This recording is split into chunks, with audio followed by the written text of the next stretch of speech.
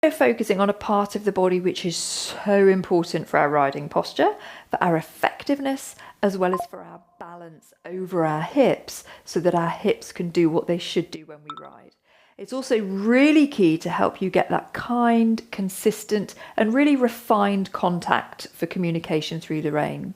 And it's an area which is so neglected by rider programs, which are so often very lower body focused and miss this really key bit. So we're looking up around here, the shoulder blades, the upper to mid back. Now, my course members would tell you I'm a little bit obsessed about the stuff that we're looking at today.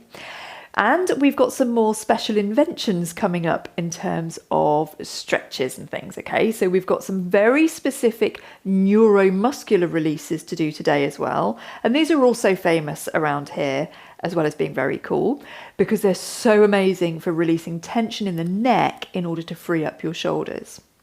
Now, these neuro-y releases, which I call flip-top head and face smush, are a bit of a technique to get the hang of, okay? So make sure you listen carefully when I talk you through it. They should not feel like stretches and should not feel like work. You'll feel very little as you actually do them. That is correct. If you're in any doubt at all, use the added extra help video, which I've linked below this video. Now, today we do need something, so I'm going to be using a long stretchy resistance band. So if you've got one of those, that's great. But otherwise, a tail bandage, a pair of tights or pantyhose, or even super stretchy leggings.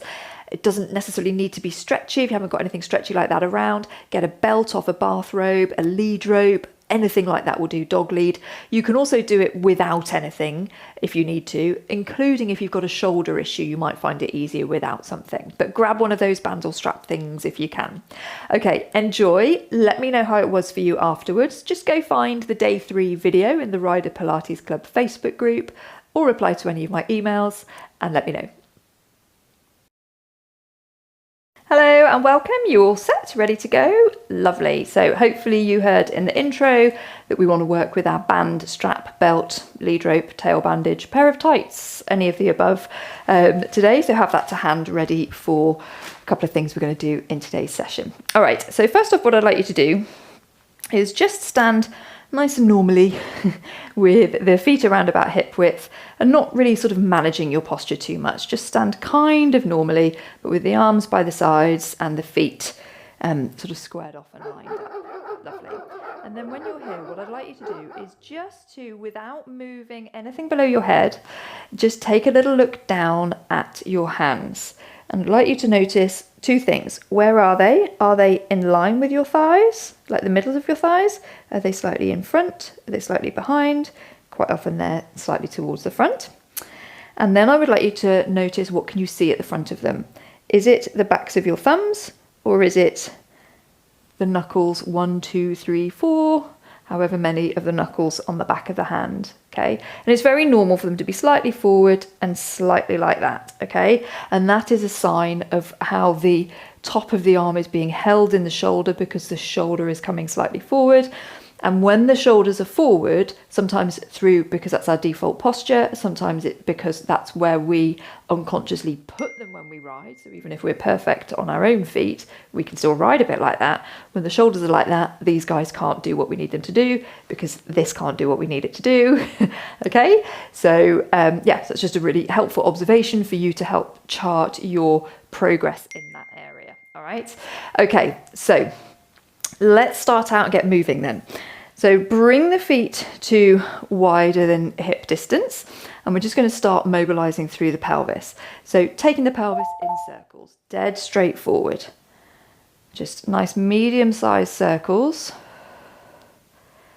Just paying attention to, I always like to think of having a horse on the end of a lunge line here, and would the horse be falling in on the circle, or would it be keeping that line nice and fully extended all the way around the circle? I.e., is your pelvis able to come out around all of the parts of the circle, or is it cutting any corners?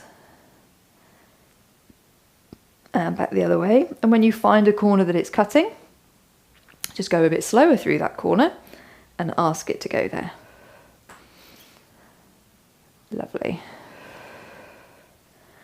So you'll feel some opening up through the back of the legs as you come forward, and the butt goes back through the inside of the thighs as you go to each side, and of course through the fronts as you come forward. Lovely. And release. And then let's open through the shoulders. So we're bringing the shoulders forward, up, back and down. We kind of don't usually need to take them the other way.